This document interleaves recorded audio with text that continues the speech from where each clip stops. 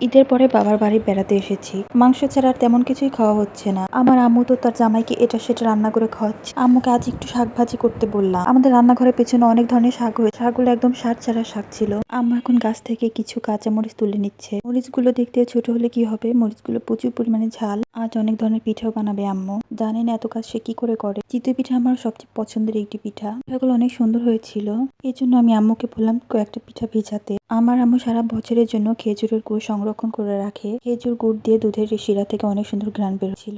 এই ধরনের পিঠার সাজগুলো আমার খুব ভালো লাগে। পিঠাগুলো দেখতে অনেক বড় বড় আর বাঁকা বাঁকা হয়। আম্মু শাকগুলো ধুয়ে এনেছে। এখানে অনেক ধরনের শাক আছে, যেটাকে আমাদের এখানে বলে পাঁচমিশালি শাক, এটাকে বলে সেঞ্চি শাক। তার সাথে আলু দিয়ে রুই মাছ রান্না হবে। আমার আম্মুর কাজের যেন শেষই হয় না। তেল চিতই পিঠা বানানো হয়ে গেছে। এখন আমার ছোট বোন তালের পিঠা ভাজছে। লেখাপড়ার পাশাপাশি ও অনেক কাজে এক্সপার্ট। রান্না বান্না, ড্রয়িং করা। একটা ছবি দেখলে হুবহু সেই ছবিটাকেও দেখে এঁকে দিতে পারে। এছাড়া আমাদের গ্রামে কারোর বিয়ে হলে কনে সাজানোর জন্য আমার বোনের কাছেই আসে। পিঠাগুলি দেখতে ঠিক কালো জামের মতো লাগছে। তালের সিজন আসলেই আমাদের বাড়িতে তালের পিঠা বানানো ধুম পড়ে যায়। আমার আম্মু সারা বছরের জন্য ডিপ ফ্রিজে তাল সংরক্ষণ করে রাখে। পিঠাগুলি ভাজার সময় অনেক সুন্দর ঘ্রাণ বের হয়। আমার দাদি বেঁচে থাকতে এই পিঠাগুলো আমার দাদি বানাতো, কিন্তু এই রমজান মাসে আমার দাদি আমাদেরকে রেখে চলে গেছে। সবগুলো তালের পিঠা হয়ে গেছে। এখানে আম্মু পাকান পিঠা বানানোর জন্য নারকেল কোড়া আর গুড় দিয়ে হালুয়া বানাচ্ছে।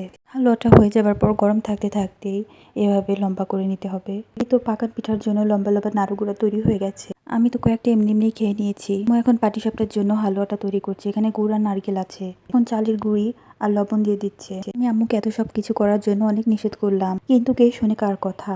এত কাজ করার পরও মনে হয় আম্মুর মধ্যে একটু ক্লান্তি নেই। আম্মু সবাইকে এটা সেটা খাওয়াতে ব্যস্ত, কিন্তু নিজে খাওয়া দাওয়া না করে একভাবে কাজ করেই চলেছে। আর বারবার আমাদের গরম পিঠা খেতে বলছে।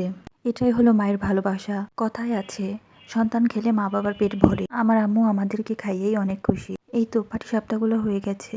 এগুলা খেতে অনেক সুস্বাদু হয়েছিল। আমার ছোট বোন আমার আম্মুর সাথে পাকন পিঠা বানাতে সাহায্য করছে।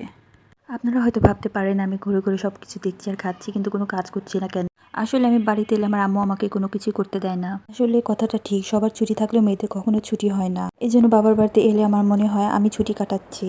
কথা বলতে বলতে কখন যে পিঠাগুলি হয়ে গেছে। আমার আম্মুর বানানো এই পাকন পিঠাগুলো অনেক মজার হয়, অনেক মুচমুচে থাকে। ফ্রিজ ছাড়া 15 দিন পর্যন্ত বাইরে রেখে খেলেও মুচমুচে ভাব যায় না। অনেকেই আছেন যারা পিঠাগুলি আটা দিয়ে বানায়, কিন্তু আমার আম্মু বলে পিঠাগুলি চালের গুঁড়ি সেদ্ধ করে বানালে অনেক মুচমুচে হয় আর অনেক বেশি টেস্টও হয়।